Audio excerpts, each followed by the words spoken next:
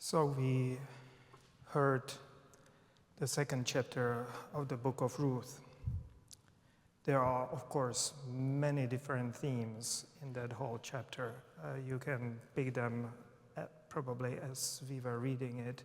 I will concentrate just on few, especially because our recent American elections confirmed to me and to many a serious spiritual diagnosis. It isn't primarily about electing this or that president or this or that congressperson or representatives. For me, those are just symptoms. Large swaths of our American society suffer agonizing spasms of dangerous solipsism. This chapter from the Book of Ruth brings to us an important and very timely message, I believe. But it is said in the context of ancient harvest and practice of gleaning, that is, gathering of those leftover ears of grain. And for us, in order to fully appreciate those transformative healing powers present in this text, we need to return and listen a little more to the Word of God. First, from the book of Leviticus. I'm reading from chapter 19. When you reap the harvest of your land, you shall not reap to the very edges of your field, or gather the gleanings of your harvest. Likewise, you shall not strip your vineyard bare, or gather the fallen grapes of your vineyard. You shall leave them for the poor and the migrants. I am the Lord, your God. Like many of those laws, important laws, it is appended by this statement, I am the Lord, your God. And so that it is absolutely clear, it is also repeated in its own idioms. In Deuteronomy itself means repetition of the law. And I'm reading from Deuteronomy 24:19 and several more verses. You'll see it goes into more details to make sure and drive that home with us. When you reap your harvest in your field and forget a sheaf in the field, you shall not go back to get it. It shall be left for the migrant, the orphaned, and the widow, so that the Lord your God may bless you in your undertakings. When you beat your olive trees, do not strip what is left. It shall be for the migrant, the orphaned, and the widow. When you gather the grapes of your vineyard, do not glean what is left. It shall be for the migrant, for the orphan, and for the widow. Remember that you were slaves in the land of Egypt. Therefore, I am commanding you to do this. And again, there is for emphasis, remember, and I am commanding to you to do this. And that I is indeed there in Hebrew. Again, for emphasis, it is the Lord speaking. Normally, in Hebrew, you don't need to have a personal pronoun who is speaking because it's present in the verb, like in some other languages. But here it is, I am the one who is commanding you. This practice of gathering of harvest from fields and orchards and vineyards predates the Hebrew Bible, frankly. We know that. And it is found around the world. And it was practiced until relatively recently. I remember being told Central European folk stories explaining similar practice of intentionally leaving behind sheaves on fields. Those stories explained it was done in order not to be cursed with bad luck, sometimes by poor neighbors, other times by wild animals, and sometimes by nature spirits. That practice is widespread among traditional farmers and cultures. It is truly worldwide. I know about it from Hawaii, where a farmer would not leave a little bit of its crop to a beetle, which then turned into a pest and scourge, and next time consumed entire harvest. So this practice of leaving behind, not stripping everything bare, not being 100% and more efficient, is very likely one form or another. This practice is as old as agriculture itself, considering that it is so widespread throughout the cultures which did not have contact with one another. The biblical version highlights the social reasons behind it. Leaving part of the harvest in the fields and orchards and vineyards was de facto an ancient form of social taxation. Redistribution of harvest from the wealthy farmers, landowners, to the landless, the poor, and those less fortunate. Just mention that in some parts of our society, redistribution of wealth, and you would be immediately accused of being a socialist or communist. And here you are having it in the Bible itself. Oh, how poorly they know and read their Bibles. Folk stories and folk practices often highlight environmental reasons. That's not present in the Bible or not in these readings. It is about greedy farmers who are not prepared to share the bounty of the land with the rest of the nature, and they end up with invasion of rodents or other pests into their barns, for instance. All this biblical and folk wisdom is, as I said, thousands and thousands of years old, and there is a wisdom behind it.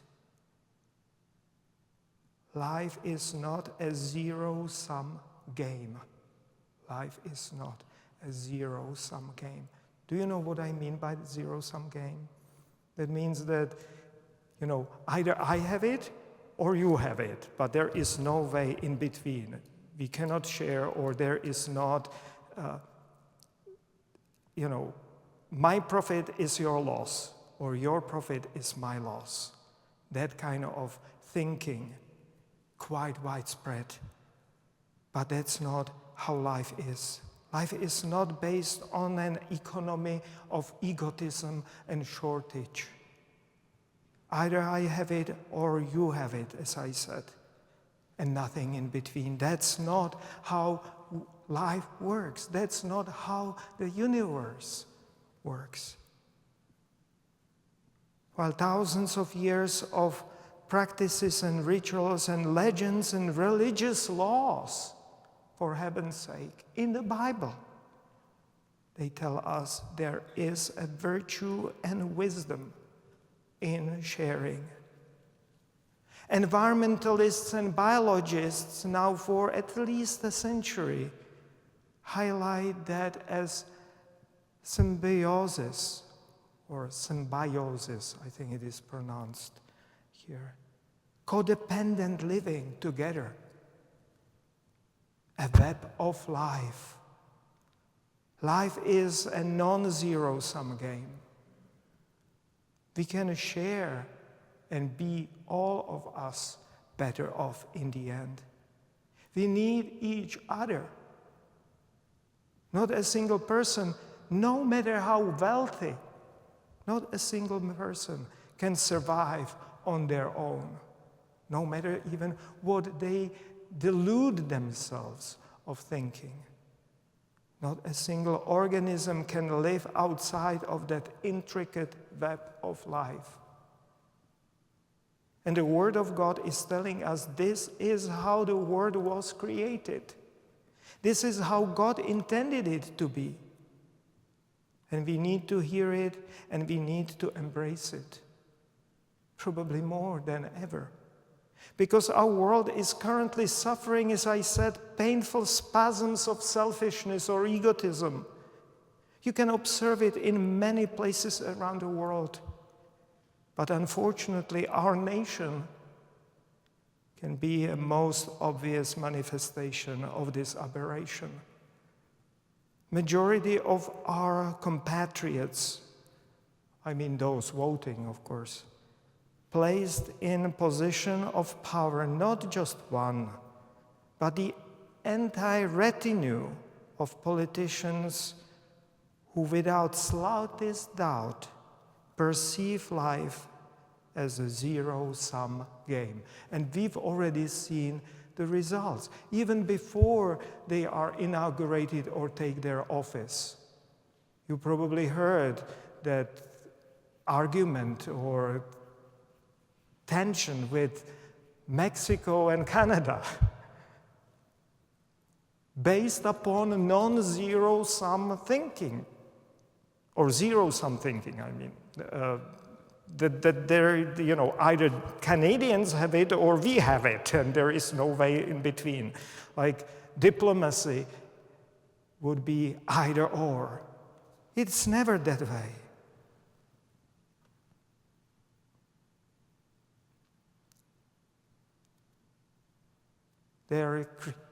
Those people's creed is either or thinking. And driving force is an ideology of rabid egotism, unfortunately. But friends, we have a program. We are in a church. As Christians, we do have a program. We are to live out the Word of God. We are here in person and online, in the diaspora, and those who listen during the service and those who join us afterwards from recordings. We create an intentional community of mutual support and symbiosis. And we care not only for ourselves, but also for our neighbors near and far. And we care about other creatures and about the world. Yes, it might look like losing proposition, but it is not like that. Because we know about the transformative power of random acts of kindness. And we know that regardless of how it might look right now, we know that the underlying principle of the world, how God created it, and continues creating it, is a life of symbiosis, life lived together, supporting one another in harmony. Of course, there are warning, grisly folk stories about what happens to farmers who are not prepared to share their harvest, about those who are driven by their ideology of selfishness and zero-sum games. And interestingly, you know what? Even Jesus told one such grisly story in the Gospel of Luke. You might remember that parable of the stupid landlord whose fields produced abundantly, and he spent all his rest of the life thinking how he is going to scheme the game for himself without sharing a single drop. And what happened to him? Bandits came and took his life. That is my reading. superstitious people would like to have God being vindictive. I think that's not necessary in this world. If you sow this kind of mentality, the bandits will get you. But I want to lift up a positive message, especially now in Advent. Boaz generously shared his harvest with a migrant foreign Ruth, the Moabite. And I don't know whether you know this, it was repeated over and over and over. She titled herself that way. She was described that way. She was told that way in a sort of semi-approving way by Boaz himself. It's interesting. But without Boaz's generosity, friends, without this generosity of wealthy landlords, there would not be the Book of Ruth. Because there would be no story. Even if we take it as a story, if he behaved like a selfish guy, there'll be no story about what continues. And without that book, there would not be Christmas. There would not be nativity story as we know it, because, of course, Ruth and Boaz are at least legendary ancestors of Jesus. And Bethlehem, that's where it is happening, and where the nativity was placed at least partly for this story. Yes, Ruth's story is a legend, and Christmas stories of different kind, Matthew and Luke, are both legends, but they are intertwined and they reveal deep spiritual truths about life. One more time, and especially on Christmas, I think there is a way for us to hear it. The way we live, we are writing future legends, friends. The way we live, we are writing ourselves those future legends. Now there is a question: how will the future remember us?